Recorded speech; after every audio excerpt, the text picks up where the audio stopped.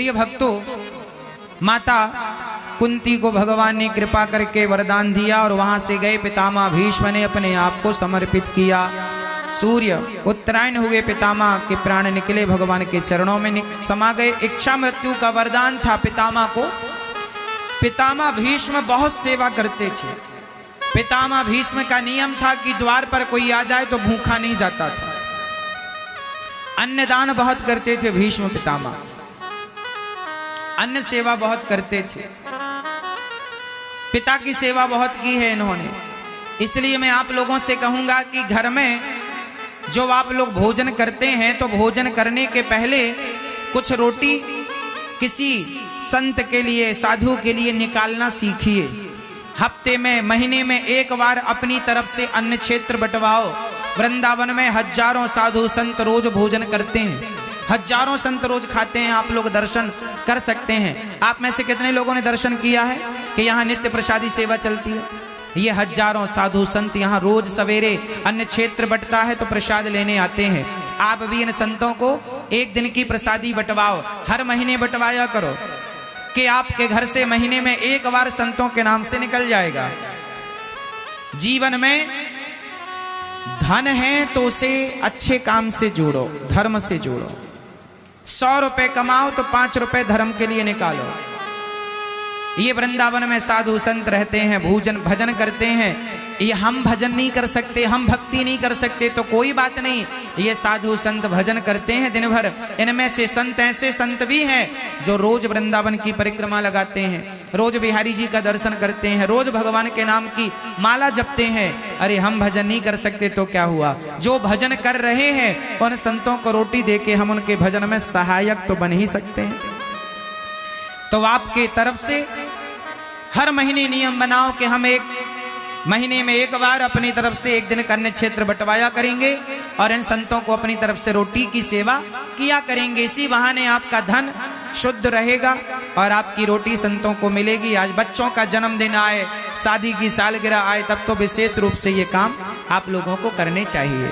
और यहाँ संतों की सेवा के साथ साथ यहाँ पर अन्य क्षेत्र की सेवा चलती है, जहां सवेरे 8 बजे से रात्रि के 10 बजे तक ऐसी रसोई चल रही है। कोई भी वृंदावन आए सबको भरपेट भोजन, हर भक्त के लिए खुली है रसोई। लगभग 30,000 लोग रोज प्रसाद पा रहे हैं। आप इस बात के गवाह हो सकते हैं। आप में से कितने लोग इस बात के गवाह हैं कि यहाँ सवेरे से शाम तक रसोई चलती है? कितनों ने देखा अपनी आंखों से? ये बात सही है या गलत है? तो आप कभी भी आओ, अपनी आंखों से देखो और आप भी प्रसाद पाए होंगे। तो यहाँ एक दिन की प्रसादी सेवा अपनी तरफ से आप भी करवाओ, और ताकि आपकी रसोई एक दिन की सेवा सवेरे से लेकर शाम तक आपकी रोटी बटे और आपकी रोटी भक्त जन पाएं और आपको अन्न खाकर आशीर्वाद दें, है ना? तो आपका भी नमक, आपकी भी रोटी भक्त खाएं। और आप कहते हैं ना, नमक खाना, मैंने तुम्हारा नमक खाया है। तो जब आपका नमक, जब आप यहाँ भोजन सहयोग करते हैं तो ठाकुर जी को भोग लगता है, तो भगवान जी भी आपका नमक खाते हैं। अर्थात एक भक्त के मेहनत की गाढ़ी कमाई जब वो धर्म से जोड़ता है तो भगवान कहते हैं कि तुमने धर्म किया है, तुमने हमें खिलाया है, हम सदा तुम्हारा ख्याल रखेंगे। कई गुना धन बढ़ता है। इसलिए भगवान की सेवा से अपने धन को जोड़ते रहिए और आप अपने धन को धर्म से जोड़कर उसे पवित्र करते रहिए। एक दिन की सेवा कीजिए। यहाँ हमारी वृद्ध माएं रहती हैं। आज मैं आपका परिचय एक माँ से कराऊंगा। एक ऐसी माँ जो माँ यहाँ हमारे पास थी और अभी कुछ दिन पहले ये माँ चली गई थी घर।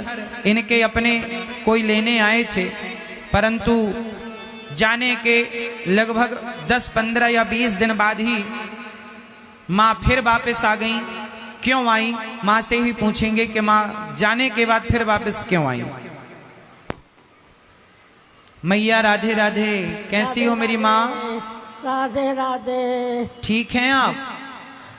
अब तो नहीं ठीक है, थोड़ी थोड़ी हुई गई है। कहाँ से आई हो मेरी माँ? वो कल्याणपुर। कल्याणपुर, जहाँ तुम भेजो थे हो। कितने बेटे हैं आपके? एक तो बाप का मार डाले, एक और वही लेगा रहा है हमका मारे का। अच्छा, अभी आपको जो लेकर गया था यहाँ से, वो कौन था आपका? नाती। आपका नाती था? हाँ, बाप का मार डाले। नाती ने अपने पिता को मार दिया? मार दिया। तो आपको लेकर क्यों गया था यहाँ से? उनका मारे हिन चढ़ गया है। आपको मारना चाहता था? हाँ। क्यों? पता नहीं, दरब भी लाओ, सबका दीन हो, सबका दीन हो, तुम लाओ माऊ का। धन मांग रहा था आपसे? हाँ, एक खाते। ये माँ को यहाँ से ले गया, इनका पोता, नाती, बेटे का बेटा लेकर के गया, पोता, और वो यहाँ से मेरे से कह के गया कि महाराज जी मैं सेवा करूंगा। मैंने समझाया कि बेटा बूढ़ी माँ है, सेवा करना, दादी है तुम्हारी, सेवा करना। लेके गया, फिर मैया को ले गया तो मैया ने बताया कि मैया को बहुत परेशान किया, उसने मारा, और मैया से बोला धन जो तुमने बचाए रखा है वो धन दो। मतलब मैया को इसलिए लेके गया था कि इनके पास जो धन है, अब पता नहीं क्या धन है, तो वो लेना चाहता था, तो बहुत परेशान किया। फिर मैया ने फिर क्या किया आपने? फिर हम डीएम खिन गए। जब डीएम खिन गए, इनको इतना मारा कि मैया ने फिर उसकी पुलिस कंप्लेंट कराई। फिर डीएम खिन गई। डीएम हमको लेके ऐसे जोड़े ली, भैया तुम तो बड़े घरे आती हो और कल जो उनका यो तुम हुई है। तो हमने कही कल बंद कर दें, हमको ना बंद ना करो, हाथ ता झूला कर दो, जय संभाल लड़का तड़प तड़प मरो वैसे मरे। मैया को बहुत परेशान किया उसने। बाद में फिर मैया ने निर्णय लिया कि हम यहीं आएंगे। मैया फिर यहाँ आई।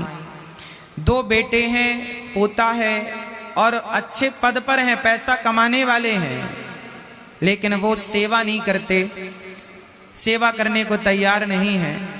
और माँ यहाँ दोबारा फिर आ गई। मैया यहाँ आपको कोई कष्ट तो नहीं है?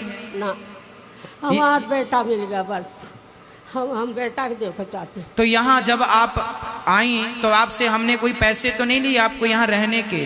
ना, कभी नहीं। यहाँ माताएं रहती हैं, किसी भी वृद्ध माँ से 1 रुपए नहीं लिया जाता, और उन्हीं माँओं में एक माँ ये है। यहाँ आप खुश हैं मेरी माँ? तो घर वाले नहीं कर सकते हैं जैसे आप सेवा करते हो। तुम तो हमारे बेटा हो, बस। नारायण नारायण। इन माँओं की सेवा जो बनती है, बताइए इन माँओं की दुआएं काम करेंगे कि नहीं जीवन में? अपनों ने साथ नहीं दिया, धोखा से लेकर चला गया अपनी माँ को, अपनी दादी को। सेवा करता, कितनी उम्र बची है इस उम्र में, अब कितना समय बचा है इन माँओं के पास, बताइए। सेवा करना चाहिए पर नहीं करते। तब इन माँओं की सेवा के लिए गौरी गोपाल आश्रम के दरवाजे खुले हैं। यदि आप लोगों को लगे कि आपको भी इन माँओं की सेवा में सहयोग की आहुति डालना चाहिए, तो आप भी अपने सहयोग की आहुति डालिए और ये सेवा का यज्ञ पूरा कीजिए इन माँओं के लिए। आप भी इन वृद्ध माँओं की सेवा में अपने आप को जोड़िए। श्रीमती विनोद गुप्ता दिल्ली निवासी हैं।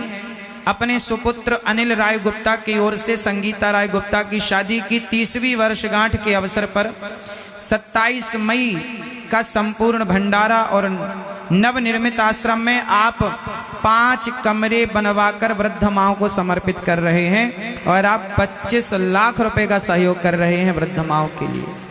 आप लोगों से विनती है कि यहाँ पर अभी 264 माताएं हैं और इन माँओं में आप लोगों को लगे किसी एक माँ का भी आप सहारा बन सकें, इस लायक हैं तो बनिएगा। मैया आप चिंता ना करो मेरी माँ, आपका ये बेटा, तीसरा बेटा ये अनिरुद्ध आपका बेटा बनकर आपकी सेवा करेगा और हम सब जितने लोग यहाँ बैठे हैं हम सब आपके बेटा और बेटी बनकर आपकी सेवा करेंगे या नहीं? तो आप सभी जिस लायक विधाता ने आपको बनाया है, आप एक कमरे की सेवा वृद्ध माँ को, या एक कमरे की छत की सेवा, या फिर एक माँ को गोद लेकर जीवन भर रोटी की सेवा, किसी भी प्रकार से ये आश्रम का निर्माण आप देख रहे हैं। आप में से कितने लोगों ने देखा कि आश्रम का निर्माण हो रहा है?